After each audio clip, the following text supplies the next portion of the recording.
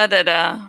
Hello, I'm Jashikins, and welcome to another episode of Jash Reads. Today we are continuing to read Animorphs number 8, The Alien by K.A. Applegate. Now, coming August 1st, 2019, the option how I record my episodes live won't be available. So this episode of Jash Reads and the next are going to be the last two episodes of my Animorphs dramatic readings that will be filmed like this. After, once this option is taken away, I'm planning to film on my cell phone until I can get a webcam. And I know I've been saying that for like over a year. I've been saying that for a while. But this time, Rev Resner has promised within like the first week of August, I'll be having a webcam. So yeah, I mean, doing these episode Jash reads on a webcam, not webcam, on a cell phone is sort of decent. I think I can work with that. But when I have something with a script like The Raven Speaks or a long review, I have a script, and so it'd just be sort of awkward trying to place, the cell phone, because if I misplace it, it will look really bad, and we actually had a little example of that on the one of the Raven Speaks episodes, so yeah. So let's go into happier times. Just pretend August 1st is never going to happen, and actually get to reading this chapter. So if you've stuck around this long, I don't deserve your loyalty, like at all.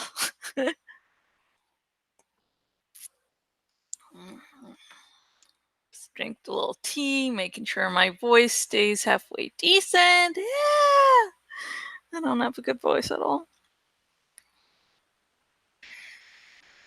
They left, and I ate. I feed at dark whenever possible. It's not the way I would do it at home, but I must always be very careful not to be seen. When I run in the open spaces, it must either be dark, or Tobias must watch over me. My friends tell me that from a distance I look like a normal Earth animal, a deer or perhaps a small horse.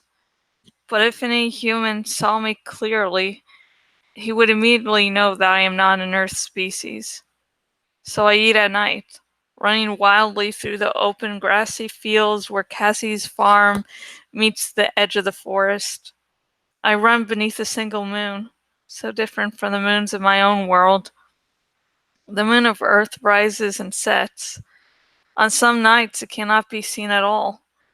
There are always at least 2 moons in our sky, and when all 4 moons are in the night sky, it's nearly as bright as day. Home, billions of miles away. Sometimes I hurt from thinking about my home.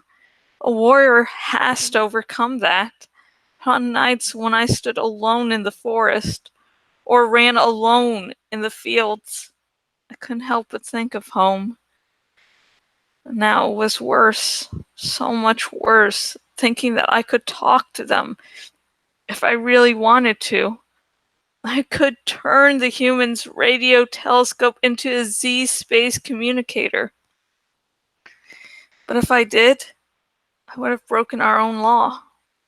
I would have given the humans an advanced technology.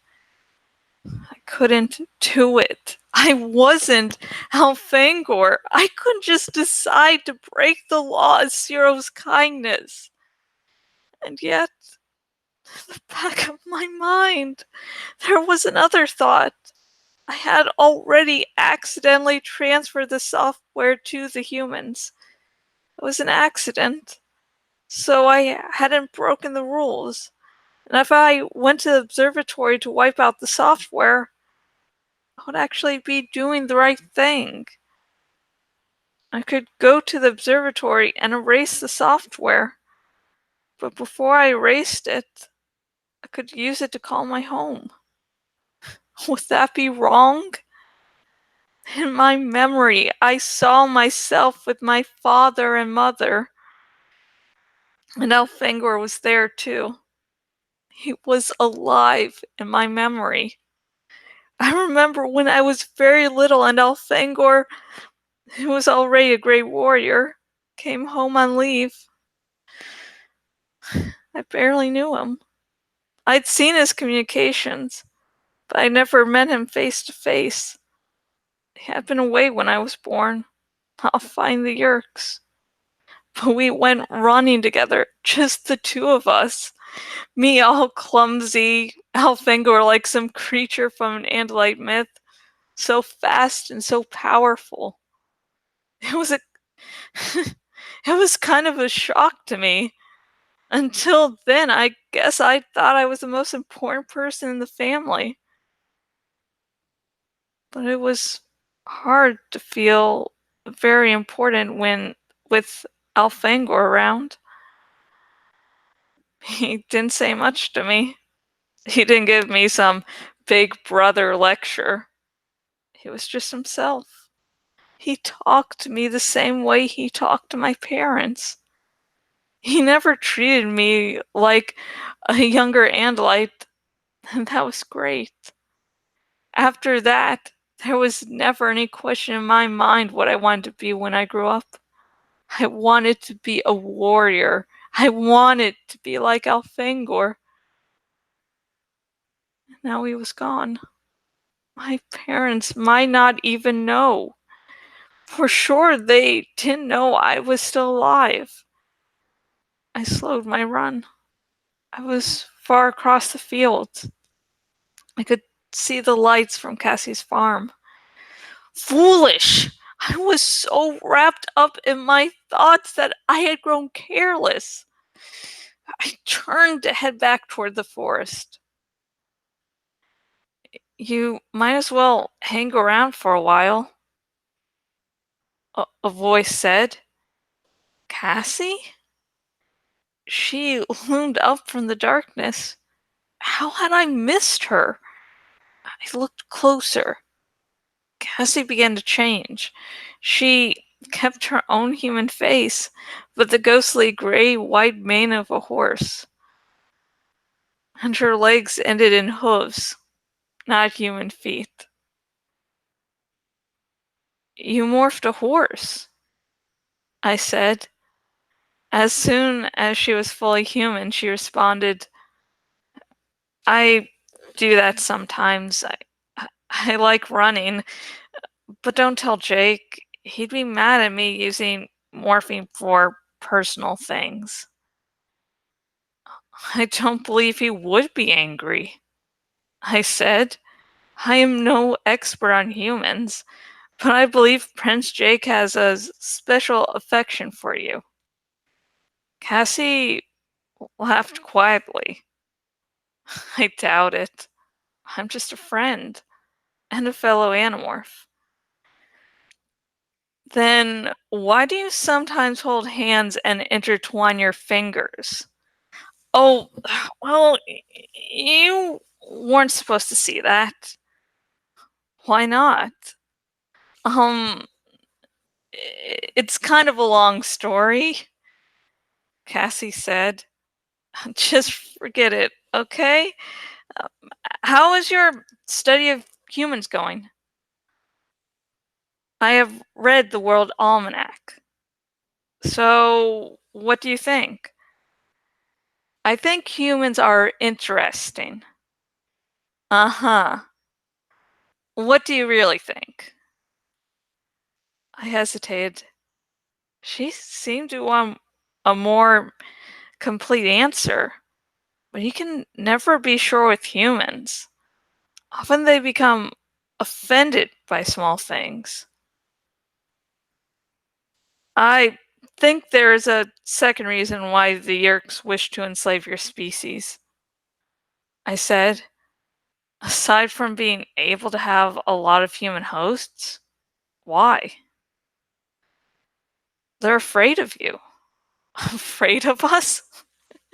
Why? She laughed. Have you been reading all the stuff about wars, humans aren't just about fighting wars. It may seem that way, but every species fights wars, I said. In the past, Andalites made war on other Andalites, and the Hork-Bajir used to have a biological time clock that set them all warring every 62 years. As for the taxons, they're cannibals. Yeah, well, we humans haven't been exactly perfect. Every species has something to be ashamed of, I said.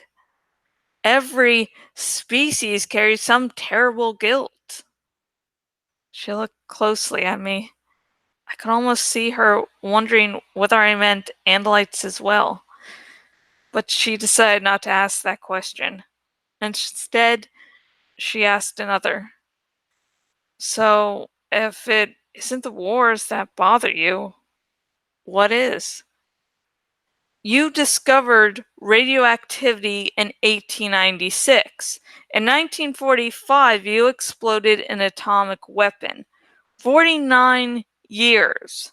In 1903, you flew for the first time. 66 years later, you landed on your moon. You really did read the World Almanac, didn't you? Cassie said with a smile. You're saying we do things quickly? I'm saying that if the Yeerks don't destroy you now, they know that 50 years from now, humans will be capable of faster than light travel. And 100 years from now, who knows? How long did it take you Andalites to do those things? I don't remember. I lied. I see, Cassie said. I believe her. Sorry, I was trying to. Something happened on this end, sorry. And I lost my place. Usually doesn't happen. Okay, let's do that again. I see, Cassie said. I believe her tone of voice is called disappointed. I hung my head. I am bound by my oath as an Andalite warrior. We must never give Andalite technology to any other species, and we try not to, talk about ourselves to other species. It sounded pathetic, even to me. Not even if it might help us beat the Yeerks. But isn't that what your brother did when he gave us the Protomorph? I could not think of an answer. It was true, of course. Elfangor had broken our laws. Did I say something wrong? Cassie asked. I'm not Elfangor, I said finally. I'm more like you, just a young one. Elfangor was a great prince. My people might understand and forgive what Elfangor did, because he was an important person. I see, Cassie said. You know what? Why don't you morph to human and come inside? You can meet my mom and dad. We're just about to have dinner. I have eaten already. Cassie raised one eyebrow. You've eaten, huh? She seemed about to ask me a question, then decided against it. Okay, well, you could still come in. You don't have to eat much. Just hang out. Come on. It would do you good. Do me good? Do I seem ill? No, just lonely. You seem very lonely. The word pierced me. I was surprised how much it hurt. Yes, I was lonely, but I didn't think the humans knew. How would you explain to your family who I was? Cassie shrugged. You morphed Jake once, right? So be Jake. And that's the end of that chapter. And near the end of that chapter, felt something in my eye. That's really great when it happens, gosh, while recording. It's like, hey, here's something distracting you. Keep on reading like normal so no one notices. What level of hell is this shit? But anyways, it's another chapter of Axe mourning how alone he is. And I like that there's such an infinite gosh, I can't speak. Anyways, I like that there is such an emphasis on how alone Axe feels. Because it really gets you into his mindset and why he does what he does. I mean, say he was to meet another Andalite.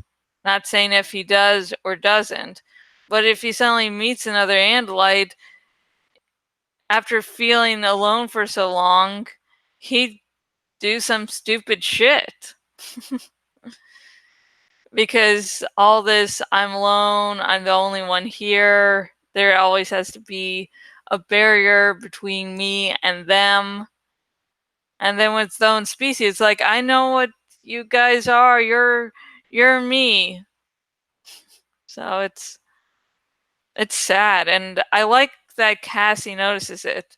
I mean, she is the most perceptive Animorph, and so she can definitely tell he's feeling alone. So instead of going, okay, we had our little talk, hey, I gotta go eat dinner, so, you just go and do your Andalite shit out in the woods, I don't care. He's like, I notice you're feeling lonely, so, why don't you have a little dinner, hang out, and, just don't be alone for maybe an hour or so. I thought it was really kind of her to do. And so the question for this chapter is, do you think if okay, this is what happens when I don't have a prepared script. I start editing myself while speaking. Anyways, the question for this chapter is, if you were in Axe's situation, would you feel compelled to call home, even if it meant breaking a law or two? Would you feel so compelled to see someone of your own species that you would do anything? Or would you just go, hey, you know what? This is my life now. I might die on this planet, so I'm going to say, screw you, fellow Andalites, because you're not here for me right now, so who gives a shit? Okay, Animorphs, fellow Animorphs, I'm just going to tell you everything I know.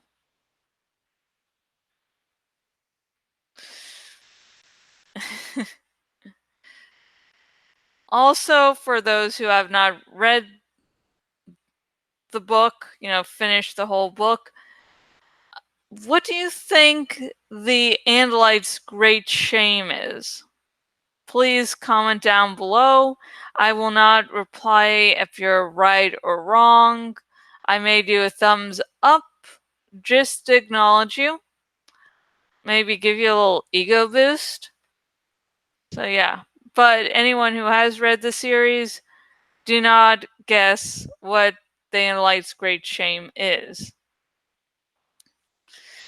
And you can also comment about anything else about this chapter, but remember, no major spoilers. I am hoping against hope that people get into the series via these videos, so don't want, major spoilers to be in the comment section or in the videos themselves. But if you do want to talk spoilers with me, if you're on the YouTube, the link in the description to my Tumblr Ask Box, where you can just ask away, and I believe you don't need a Tumblr account, so don't worry about that part. Okay, let's see. Oh, if you're new to this fandom, welcome, new Animorphs. We do not have cookies, but we do have cinnamon buns, aka humanity's greatest creation. And if you would like your very own copy of Animorphs number 8, The Alien by K.A. Applegate, if you're on the YouTube's link in the description, if you're on my bloggity blog, link down below, and if you are on my Patreon, link down below too. Yes, folks, I do have a Patreon. And all three links will take you to where you can buy your very own copy of Animorphs number 8, The Alien by K.A. Applegate. Now, I know that you might not want to buy via those links for maybe a few different reasons. But here's what you get if you do buy via those links. One, you get your very own copy of Animorphs number 8, The Alien by K.A. Applegate. You also help support K.A. Applegate, and you also help support me and this awesome blog. Not just my dramatic readings, but long posts and other stuff on the blog. You also help, support me getting a webcam. So, thank you for your consideration. If you are on the YouTube, I forgot what YouTube was, and my voice is like, you know what this is? No, I don't. But anyways, if you're watching this on the YouTubes, please like this video if you at one time have felt completely alone with no one you considered your friend. Maybe it was like you going off to college and you got homesick for maybe the first week. Or something. And remember to subscribe. I will be reading the entire Animorphs series, so you don't want to miss a thing there. And I will also be reading the entire Inheritance cycle by Christopher Polini. Now, in the first book, I've stuck myself with chapters, reading the entire chapters. I was like, oh, there's going to be a long chapter. Oh, I can handle this. I got through it, but then I'm like, you know what? The next couple of books in the series, I'm just going to go into parts. So if there's a long chapter, I can break it into more easily digestible parts for me. And if you're watching this on my bloggity blog and watching on the desktop version of my bloggity blog, please choose the follow by email option so you will never miss out on one of my blog posts ever again. And I just don't do dramatic readings like Jash reads. I also do long reviews, mini reviews, and I am having a long post about Daenerys Targaryen coming out on August 14th. If you go to my blog now and the post that's headed coming soon, you can see the introduction to the post. And if you're a member, if you are a patron to my Patreon, you can actually view the post way ahead of time. So, yay. And the next episode of my Animorphs dramatic reading will be in a few short hours. And depending on how things go today, I may or may not be seeing a movie, and I have not decided yet. The theater's within walking distance, and it's like little treat for me. And until next video, goodbye.